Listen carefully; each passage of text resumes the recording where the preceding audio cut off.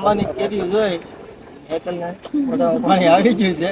મીઠું મરસું ને બધું આવે ને એવું આપણે કઈ લાવ્યા છે. લાવ્યા? હા લાવ્યા. હા ઘરેથી જ લાવ્યા.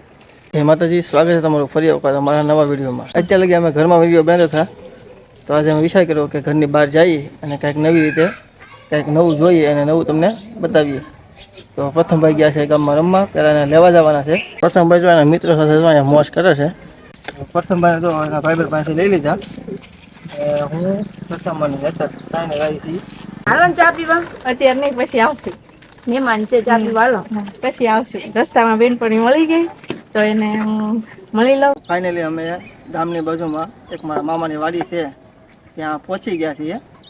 તો આજે પ્રથમભાઈને કોઈ ન જોયું હોય ને એવું એને બતાવી દેવાનું. જો આ ઘર છે, આ બાજુમાં વાડી છે.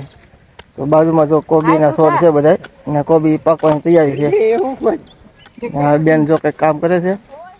મામા શું બનાવો છો? ઝાડવાનું છે. ગાય તો મારી સામે આવી. મારી પાસે કઈ છે નહીં, જે છે અહીંયા છે, ખાઈ લે.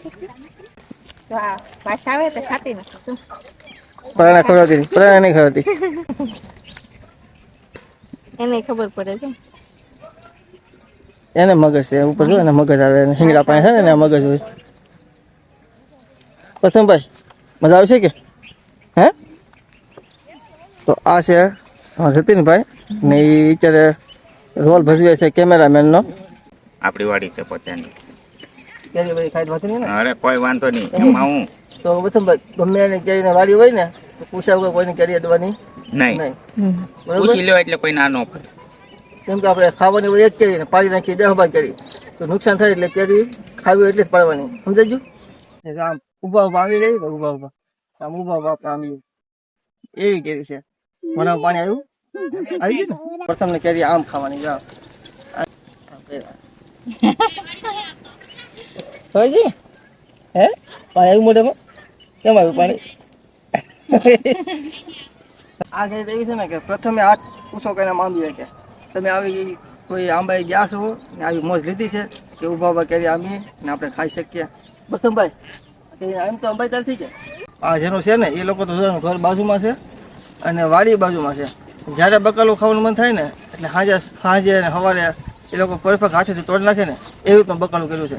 તો તમને બકાલું બતાવી દઉં, જોઈએ આપણે એવું બકાલું છે અને બકાલામાં હું વાવેલું છે. હવે કોબી એવી થઈ ગઈ છે કે બધી જગ્યાએ થાય છે. તો અમારા ગામમાં પણ બાજુની વાડીમાં કોબી થાય છે. તો કોબી નાની છે હજી, જે શું કામ દડો બને ને દડો નથી હજી પીનો, એટલે હજી શું કહે પાંદરામ ફેલાયેલા છે. દડો બની જાય ને એટલે દડો પરફેક્ટ આપણે જે કોબી ખાઈ ને કોબી ટાઈપનું બની જાય. પણ જ્યારે પાણી પાવાનું છે અને હજી થોડોક સમય બાકી છે. તો આ કોબી છે અને જો બાજુમાં રીંગણી છે એ પણ હજી નાની છે, હજી લગભગ અને થોડોક સમય હશે. તો આ છે રાહુલભાઈ ને આ વાડીના માલિક છે.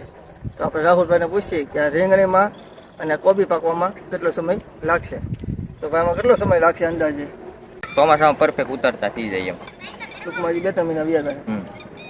ઉનાળાનો યાર ને ચોમાસાની શરૂઆતમાં રીંગણા ખાતા થઈ જવું. કોબીમાં લગભગ 15 દી કે મહિના છે બાકી. બરોબર. તો આ હતી કોબી અને રીંગણીની વાડી. તો આંબાની કેરીઓ જોઈ હેતલને બધા પાણી આવી ગયું છે. તો આપણે મામાની પરમિશન લીધેલી છે. તો એકાદી 2 કેરી ખાઈ છે, વધારે ન ખવાય દાંતા લીધે. ખાઈ કે અચ્છા ખાવી તો જોઈએ ને. આ કેરી ખેતરમાં આવ્યો ના હોય જોઈએ ખાતર વગેરે. કેરી એમ ખાઈશું પણ ખાલી કોરે કેરી ખાવી પડશે. કેમ કે મીઠું ને મરસું ને બધું આવે ને એવું આપણે કઈ લાવ્યા છે. લાવ્યા? હા લાવ્યા. હા ઘરેથી જ લાવ્યા. આ બધું એને ખબર હતી કે મામાની વાડીએ જવાનું છે અને કેરીના ઝાડ છે એટલે કેરી તો હશે જ તે. એટલે ઘરેથી બધી પરફેક્ટ તૈયારી કરીને લાવેલી છે. તો હવે જઈએ કે હું લાવી છે એકાદી કેરી તોડી અને ખાઈ ને આનંદ લઈ. તો પ્રથમભાઈ છે ને ઘેરથી બેટ ને બધું લઈને નીકળ્યા હતા. અમને ખબર હતી કે ભાઈને મેચ રમવાની ઈચ્છા થાય એટલે અમે દડો અને બધું લઈને જ આવેલી છે. તો પ્રથમભાઈને એકાદી વાર રમાડી દઈએ એટલે એને પણ મોજ આવી જાય, એને મમ્મીને કેરી ખવડાવી દો એટલે એને મોજ આવી જાય. તમને બધાને કેરી ખાઈએ ત્યારે તમને બધાને મોઢામાં પાણી આવી જાય. આની પહેલાંના વિડીયોમાં અમે મેચ રમતા ત્યારે અમે ફિલ્ડિંગ, કીપરિંગ અને બોલિંગ બધું કરતા હતા. આજે ઘણા બધા ફિલ્ડરો અને શૂટિંગવાળા બધા ઘણા છે એટલે બધા ફિલ્ડિંગ ગોઠવી રાખું. ભાઈ દડો પકડજો ક્યાં સારો તો હું પછી મને દડો નાખું છું, જોઈ ક્યાં મારે છે. હાલે આવું છે અરે શેનો તો દો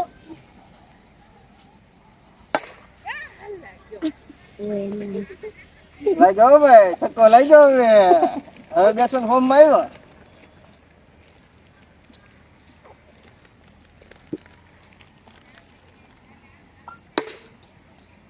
અને તો ફૂલ ફોર્મ માં આવી ગયું ને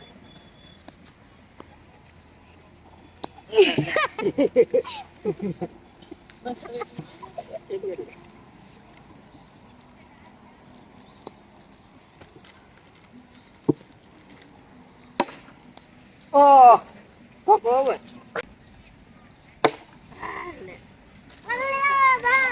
જો અહીંયા કેવી હતી ને એ પ્રથમ ભાઈએ તોડ લીધી